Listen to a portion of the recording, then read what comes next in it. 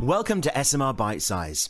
Wednesday's reality check's coming up, but before that, if you like what we're doing, don't forget to like this video, share it with your friends, and of course, subscribe to the channel.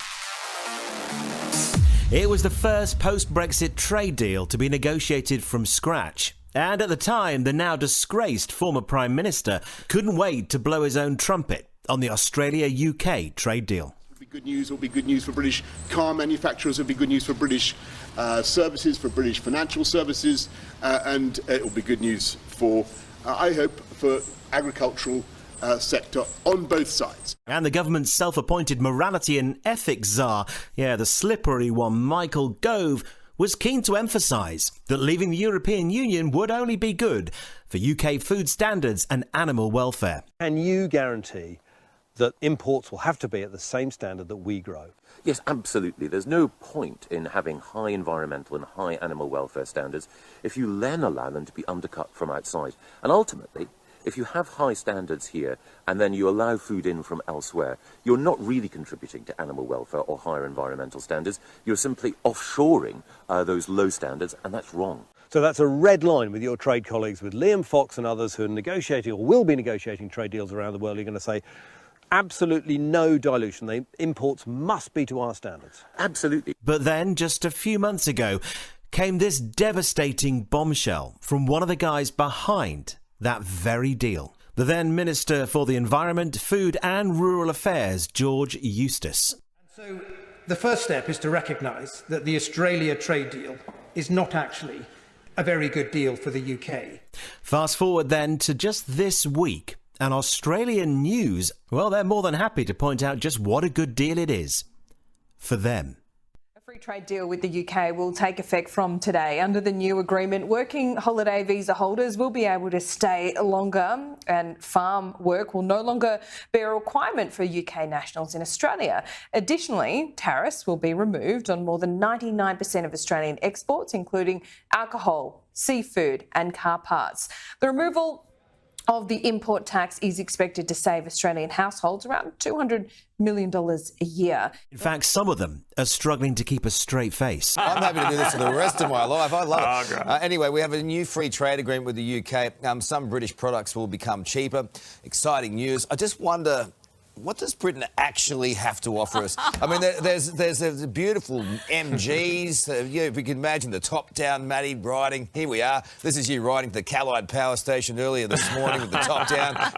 Your hair blowing freely in the wind. Oh, hang on. The MG's owned by a Chinese company. Yeah, that's right. That's so true. What else do they have? There's black pudding, Cumberland sausages. That's about it. Carlos, there's a Spice Girls CDs, a nice cup of English breakfast tea. Don't be so hard on the Brits. All right, name one good export from the UK, Matty. It's hard, isn't it? I suppose. The peas pies. I don't know. Yeah, it's very hard. But this is about what we sell to them, Carl. It's a good thing for us. Good thing for us because we get to sell more beef, and that's great for everybody in Australia. But there's nothing funny about the UK-Australia trade deal. Certainly not for UK farmers. Take a look at this. It's the ironically named Grassdale, Australia's biggest cattle farm or feedlot, where 70,000 cattle are kept in cramped conditions, many without shade, and fed on grain to be fattened for slaughter.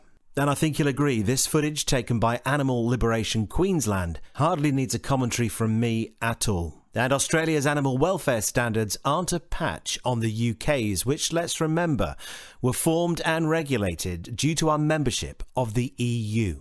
Hormone-fed beef and hot branding in Australia, legal. Slaughterhouse CCTV, not required. With animals being transported for 48 hours straight in intense heat, without food or water. Take a look at this tweet from Adam Smith in response to one from Save British Farming's Liz Webster.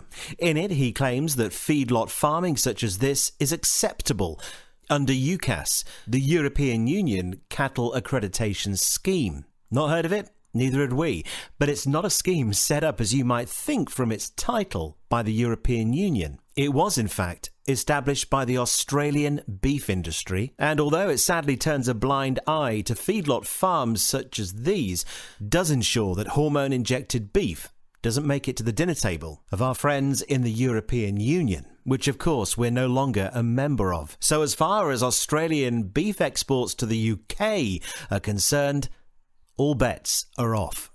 We'll leave the last word on the matter to Save British Farming's chair, Liz Webster, here speaking with LBC's James O'Brien.